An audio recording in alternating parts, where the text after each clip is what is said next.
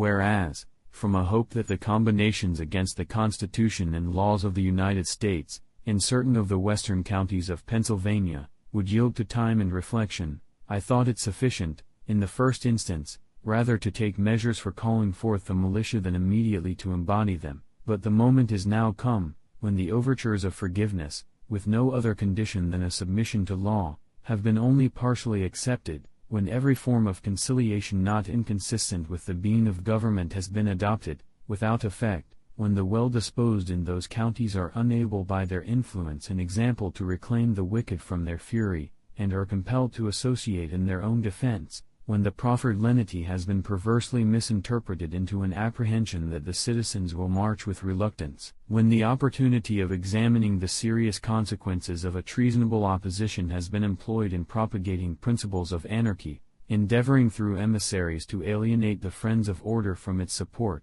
and inviting enemies to perpetrate similar acts of insurrection, when it is manifest that violence would continue to be exercised upon every attempt to enforce the laws, when, therefore, government is set at defiance, the contest being whether a small proportion of the United States shall dictate to the whole Union, and, at the expense of those who desire peace, indulge a desperate ambition.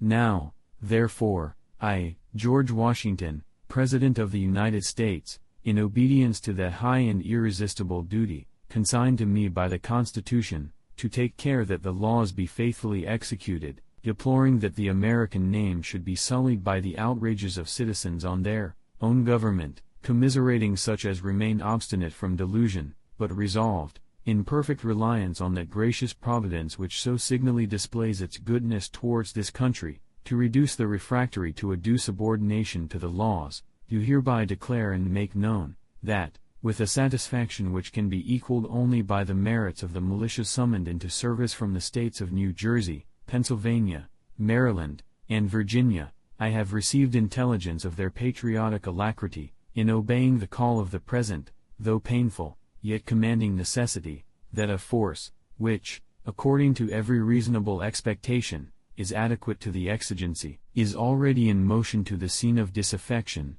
that those who have confided or shall confide in the protection of government, shall meet full succor under the standard and from the arms of the United States, that those who having offended against the laws have since entitled themselves to indemnity, will be treated with the most liberal good faith, if they shall not have forfeited their claim by any subsequent conduct, and that instructions are given accordingly.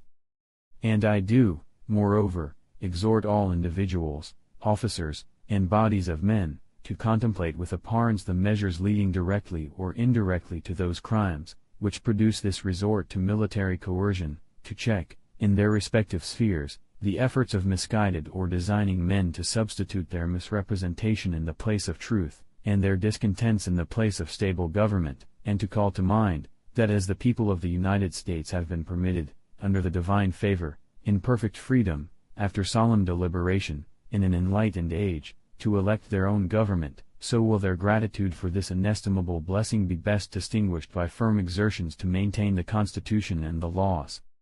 And, lastly, I again warn all persons, whomsoever and wheresoever, not to abet, aid, or comfort the insurgents aforesaid, as they will answer the contrary at their peril, and I do also require all officers and other citizens, according to their several duties, as far as may be in their power, to bring under the cognizance of the law all offenders in the premises,